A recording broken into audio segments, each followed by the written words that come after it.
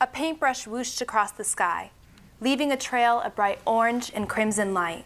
Here, the land was a golden carpet, rolling on in every direction until it smashed against the sky. A herd of elephants stomped across the bush, knocking over thick and thorny acacia trees like flimsy green umbrellas. Vultures wheeled overhead, signaling death. We raced ahead, the wind whipping our faces, and we bumped along past a giraffe, laying lifeless on the ground. The thick, musty odor of dead giraffe clogged the air, sending the vultures screeching with pleasure. It was the smell of the hunt, of life and death in the bush. The Chililico Christian School rose out of the brush, a dilapidated plaster building that looked as though a sneeze could knock it down.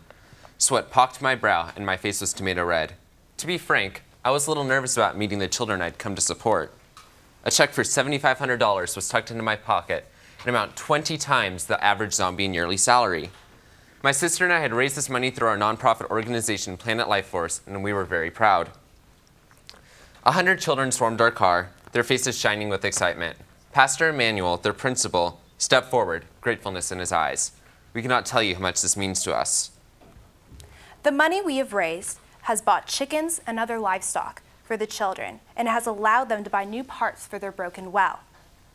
They will also be able to buy seeds for the garden so their diet of gruel can be supplemented by fruits and vegetables.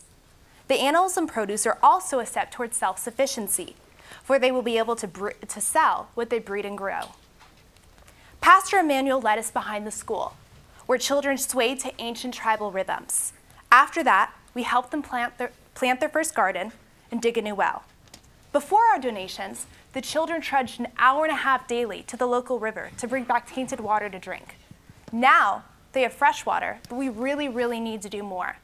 We hope to partner with one laptop per child, as the internet will open up a whole new world of education for the kids.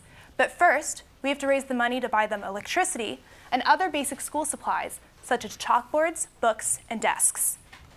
The children had never seen a camera before, so when we snapped pictures and showed them their faces smiling back at them, they shrieked with delight and mobbed us for more.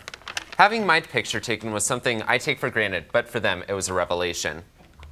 The sun was setting over the Golden Plains now, and from the window we could see the wide Zambezi River tumbling into the misty canyon of Victoria Falls. We were leaving this wild place to return home to the safety of our suburb. We had wanted to share some of the luxuries of our own lives with these wonderful children, and we hoped, in some way, that we had succeeded. What do you think about when you hear the word hero? People in capes and tights? Or maybe presidents? Or maybe Mother Teresa? The truth is, you don't have to wear tights, get elected president, or become a nun to be a hero. Heroes are people just like us. And they just go about their everyday business, and in the course of that, recognize chances to do more than just watch injustice walk by. You can even be a hero while on vacation. For us, it all started with our trip to Zambia 2 years ago, when we were walking around a wood-carving village and noticed the artisans would trade anything for a pair of our dirty socks. It was funny how something we took for granted, something we had drawers of at home, was such a precious commodity there. So we rushed back to the hotel, emptied all the socks out of our suitcases, and brought them back to the village.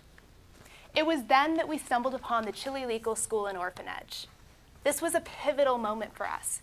We realized that our whole lives had been about receiving rather than giving.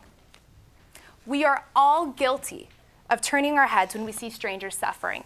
But when you finally reach out your hand to help someone and see how it lifts your own heart, that's what inspired us to do more. Helping others is especially important for young people. Studies show that volunteering in adolescence prevents teen pregnancy and bad grades, enhances social skills and self-esteem, and protects against antisocial behaviors and drug abuse. Teens who volunteer are happier and more satisfied with life, feel more peaceful, have better mental health, and are not depressed when they get older. Youth pro-social competence also results in a lifetime of sound judgment, choices, and habits. Giving to others makes your wounds heal faster, increases your dopamine levels, energizes you, gets rid of your aches and pains, makes you feel stronger, and live longer. Another rate showed that those who said I, me, mine, and myself had higher rates of heart disease.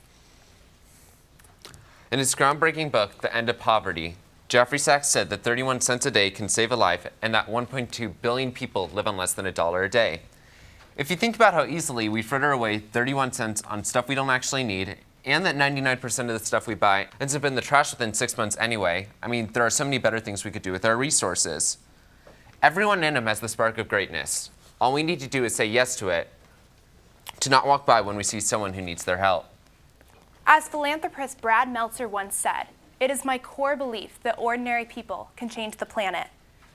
There's 10-year-old Katie Stagliano, who grew a 40-pound cabbage in her backyard to feed over 275 people at her local soup kitchen. There's 13-year-old Joseph Machado, who biked 3,000 miles cross-country to raise money for disabled children.